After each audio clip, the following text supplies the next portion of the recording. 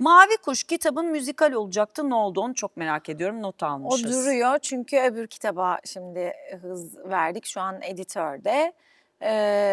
İnşallah onun hazırlıkları bitecek de ona biraz kanalize olacağız. O da çok Tamam. enteresan, güzel. Yani herkes kendi yazdığını şey yapar da böyle içimin coştuğu ve çok fazla üzerinde oynayacağım bir hikaye oldu. İkincisi de gelecek öyle açık bırakarak. Şey mi, Fantastik 11-15 yaş aralığı olan fantastik roman. Fantastik roman, evet. Onun adı belli mi? Adı belli ama hani benim kendi koyduğum bir isim ama sonrasında yolda değişirse diye şu an Söylemek istemiyorsun. Yani söylenir mi ya? Nasıl yapalım, söyleyelim ya. Ne bileyim sonradan değişirse diye. Tamam, Hani nasıl evet istersen. yapmayalım. Algı değişmesin.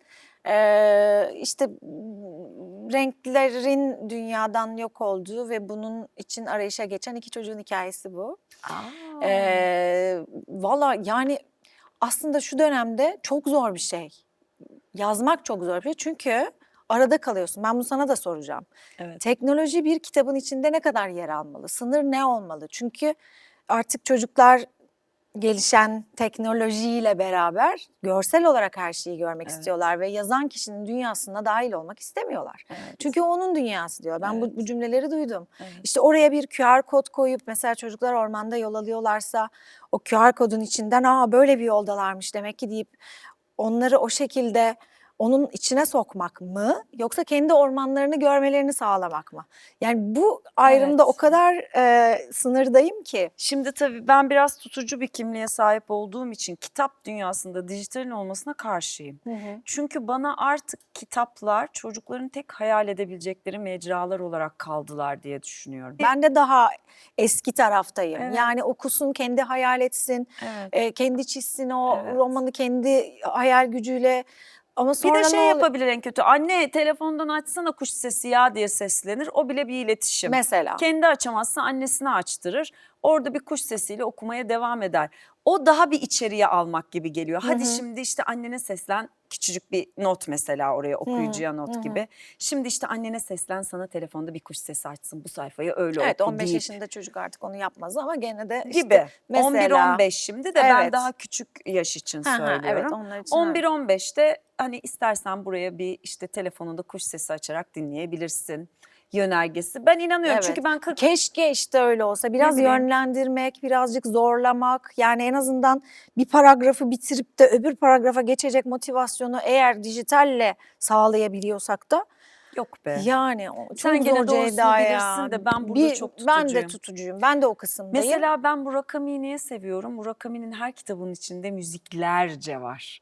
Ve ben artık biliyorum Murakami okumak istediğimde telefonum yanımda hangi eseri gördüysem satır aralarında onu açıp açıyorsun. okumaya devam ediyorum. Beni terbiye etti Murakami. Gerçi biz o jenerasyon değiliz elbette ama şeye geliyorum yani tutkun olarak bir yazarın peşinden gitmek isteyen onun yönergelerini kabul ederek ilerlermiş gibi geliyor bana. Evet, sahibi odur ve onun Evet. kurallarıyla. Benim o müzik kısmı büyük ihtimalle kitabın arkasında yazarken dinlediğim parçalar olarak geçecek. Mesela bir müzik listesi yap, direkt onu açsınlar kitabın isminden.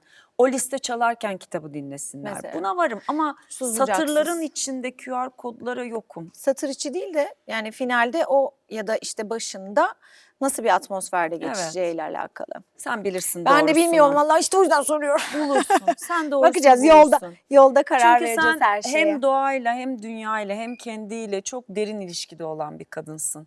Onun doğru cevabı sende vardır. Zaten bir şekilde gelecektir Kesin yolda. vardır yani. Bu benim şahsi fikrim sadece. Evet, Gelelim bakacağız. Gora for Gora. Neler Gora oluyor? için, Gora için. Gora için Gora. Başlıyoruz valla 9 Haziran'da setimiz başlıyor. Şimdi hazırlıklar devam ediyor. Heyecanlısınız. Heyecanlıyız tabii tekrar Gora'ya, memlekete döneceğimiz için. Memlekete döneceğiniz için. Tabii sevgili Cem Yılmaz sayfasında da tüm oyuncu kadrosunu paylaştı. Çok heyecanla Gora aşıkları, Gora fanları şimdi sizi bekliyor diye düşünüyorum. Evet. Heyecanlı Çok bir keyifli olacak. süreç başlayacak. Senin kaderin midir bu? Olmayan ülkelerde ya da uzak zamanlarda ya da bizden uzak ama olan bir şeyin içinde yer almak oyuncu olarak. Niyet ediyorum başka bir atmosfer atmosferi, başka bir şeye gideyim diye. Yani 10 yılda bir Ceku'da oluyorum tabii. Şimdi artık prenseslikten sağ olsun kraliçeliğe terfi ettirmiş beni. Yaşasın. Kraliçe oldu. Evet, çok güzel bir ekiple başlıyoruz. İşte okuma provalarımızı gerçekleştirdik. Yolda devam edeceğiz. İşte kostümler yavaş Of. yavaş gelecek. Harika. Büyük bir dünyaya tekrardan gireceğiz. Çok Ceku da keyifli. yani insanların gönlünde Evet. taht kurmuş bir karakter kendisi. Evet. Önemli yani. Ceku Balım diye kayıtlı kaç telefon var yani. Ya, Benim için de çok Ceku özel. Balım. Çok özel, çok. Ne güzel ya. Evet. Peki şimdi cebinde tabii güzel bir bilgi varmış. Ona geleceğim. Sonra defterimi uzatacağım çünkü yayınımızın sonuna geliyoruz. Ama gene de kendimi tutamayarak seyahatinde paylaştıklarında çok böyle bayılarak izleyip aklımın kaldığını Ya. söylemek isterim. Eminim o seyahatten çok güzel cümlelerle döndün. O yüzden çok merak ediyorum. Çok güzeldi. Anlatmak ister Çok. misin? Nereye gittin? Seni takip etmeyenler de bilsin. Neler oldu? Ucu açık bir biletle Bali'ye gittim. Evet. Orada şöyle bir algı var. İşte hep niyetten bahsediyoruz ya, aslında öyle. Ben de bir iyi niyetle gitmiştim oraya. Eğer iyi niyetin gerçekten kalbinden geçiyorsa, orada o adanın değişik bir ruhu var, bir enerjisi var. Mama Bali o niyeti kabul eder. Ama gidip de oraya bambaşka bir hale bürünürsen, olumsuz anlamda, Evet. Mama Bali seni tükürür diye bir algı var. İnanış Öyle bir var. inanış var. Zaten adaya ayak bastığınız zaman bütün onun enerjisini görüyorsunuz. Karmaya inanıyorlar biz. Hani işte yapma başına gelir dediğimiz şeyin, düşünsene Ceyda, bir adaya yayıldığını. Herkes iyi niyetli, herkes gülümsüyor. Herkes sabah uyandığında sunaklarına iyi niyetlerle, tütsülerle, okyanus suyuyla ıslatılmış dileklerle her sabah Zarif. öyle başlıyorlar. Ne Herkes birbirine yardım ediyor, herkes gülüyor.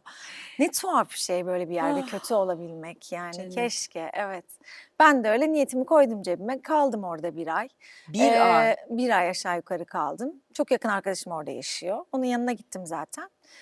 Ama böyle bir turist gibi değil, tam bir lokal gibi yaşattı bana orayı. Yani işte hani şu turistik, yani bir fotoğraflık görülecek yerlere gitmedik, öyle söyleyeyim Çok sana. iyi Hani tek bir anladım. fotoğraf çekmek adına değil, oranın biraz daha enerjisini, ruhunu, atmosferini, o güler yüzlü insanların sana hissettirdiğini Oh. duygusal olarak, Doldun. enerji olarak Böyle doldun. doldum ve gelir şifalandın. gelmez zaten bütün yapmak istediklerimi, ertelediklerimi çatır çatır çatır çatır hepsini böyle orada niyet edip buraya geldim. Oradan başka bir niyetle gitmiştim. Hepsini gerçekleştirmek üzere yavaş yavaş Döndün. başladım, döndüm ve çok iyi geldi. Gerçekten atla deve değil yani, sadece bir bilet alıp niyetini cebine koy ve git. Hiç öyle ütopik bir şey değilmiş Ama şimdi yani. arkadaşımız yok ve onun evinde kalmayacağız. Bu noktada Hiç fark nasıl etmiyor. ekonomik olarak? Hiç fark. Ben size Instagram hesabı Bunların hepsinin bilgileri verirsin. Çünkü merak ediyorum. Peki nasıl bir cümleyle döndün oradan? Nasıl bir Valla şey işte oldu? Instagram hesabıma da aynı o cümleyi yazmıştım. Yani buraya gelmek için iyi bir niyeti cebine koy. Eğer sessizliğin içinde gülümsüyorsan o niyetin olmuş bil. Oh be. Böyle bir dönüş yaptım ben de bir ay sonra. Oh. Çok güzel geldi Vallahi yani. Herkese içimize de nasip sindi. olsun Senin içine inşallah. sinmiş, bizim Çok. de içimize çok sindi. Cebindeki ilginç bilgiyi alacağım. O arada defteri uzatacağım. Tamam, cebimdeki ilginç bilgi şöyle ki, zaten okuduğum bölümle biraz alakalı. Evet. Bitkilerin içine girdikçe bizden ne kadar üstün bir ırk, üstün bir canlı, ırk demeyeyim de bir Canlı. canlı olduklarının farkına varıyorsun. Ben her derste bu da böyle, bu da böyle mi yapıyor? Ay ben onu yerim. Bu haldeyim bitkilere karşı. Ve bizim nasıl bir internet ağımız var? Onların da köklerinde Wood Wide Web denilen bir iletişim ağları var. Ve bir anne ağaç, bunun araştırmasını da işte yapmış bir profesörümüz, Kanadalı bir profesör. Ağaç ölmek üzereyken bütün bilgilerini, genetik aktarımını, besinini genç bitkilere, kendi ırkından, türünden olan genç bitkilere aktarıyor ve öyle gidiyor. Köklerinden. Evet. Yani nasıl bir canlı ki kendi besinini üretip başkalarına da yardım edebiliyor. Miras bırakıyor. Miras bırakıyor, genetik kodlarını miras bırakıyor. Çok acayip. O Çok yüzden, güzel bir yer okuyorsun. o yüzden evet. Sosyal medya hesabından paylaşıyor musun bu bilgileri? Böyle ilginç bilgileri. Henüz yapmıyorum. Yapsana ya. Yani onlar birikiyor bende. Evet. Yavaş yavaş Yapmak lazım. Bununla ilgili evet var. Bununla ilgili de birazcık planlarım, projelerim. Çünkü hayranlıkla gidiyorum her derse, her Senden bitkiye. mesela bununla ilgili bir çocuk kitabı bekledim şimdi. Ve Çocukların biliyor bitkiyi musun ki tanıması. kurabiye ormanında ormandaki adamın bitki toplayarak ve bitki daha bu bölüm yoktu. Bitki toplayıp orada hazırlayıp kendine işte iksirler onlar bunlar bir şeyler yapan Daha bir önce yazdığın daha kitapta. önce yazdığım kitapta bu vardı. Anneannen Bitki. senin yolunu çizmiş. Çizmiş, Kökleriyle sana mirası bırakmış. o. bırakmış. Başka Ya. yolum yokmuş benim. Evet, şimdi bir fotoğrafımızı da çektikten sonra Tamam. sonra bakacağız. Foto çekebilir Allah diyeceğiz ne güzel yaşadınız.